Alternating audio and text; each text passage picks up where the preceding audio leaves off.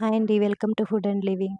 ఎలాంటి సాసులు వాడకుండా చికెన్ పకోడీ ఇంట్లోనే హెల్తీగా ఎలా ప్రిపేర్ చేసుకోవాలో ఈ వీడియోలో చూద్దామండి.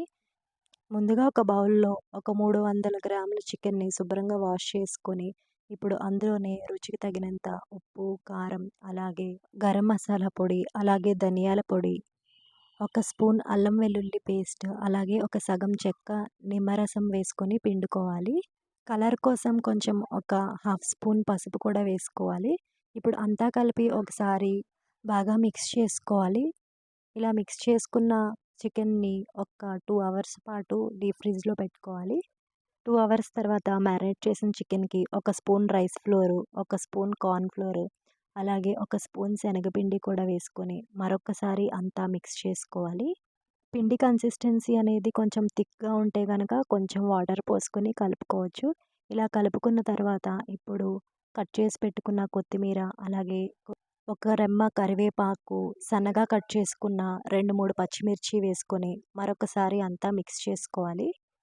ఇలా అంతా కలుపుకున్న తర్వాత పైన ప్లేట్ పెట్టేసి ఒక హాఫ్ ఎన్ అవర్ పాటు పక్కన ఉంచుకోవాలి. ఒక హాఫ్ ఎన్ అవర్ తరువాత స్టవ్ మీద ఒక బాండీ పెట్టుకొని అందులో డీప్ ఫ్రైకి సరిపడా ఆయిల్ వేసుకోవాలి.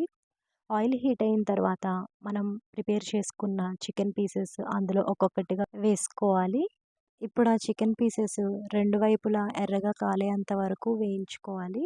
ఎలాంటి సాస్‌లు ఉపయోగించకుండా ఇంట్లో ఉన్న వాటితోనే ఎంతో హెల్తీగా, అలాగే స్ట్రీట్ స్టైల్ ఫ్లేవర్‌తో ఇంట్లోనే ఇలా ప్రిపేర్ చేసుకోవచ్చు.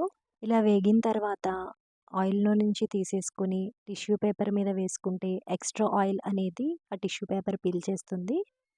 నెక్స్ట్ ఇంకా మిగిలిన చికెన్ కూడా అలాగే ఆయిల్‌లో వేసేసుకొని 2 సైడ్‌లు ఎర్రగా కాల్చేసుకుంటే ఎంతో టేస్టీగా ఉండే చికెన్ పకోడీ ప్రిపేర్ అయిపోయినట్లే.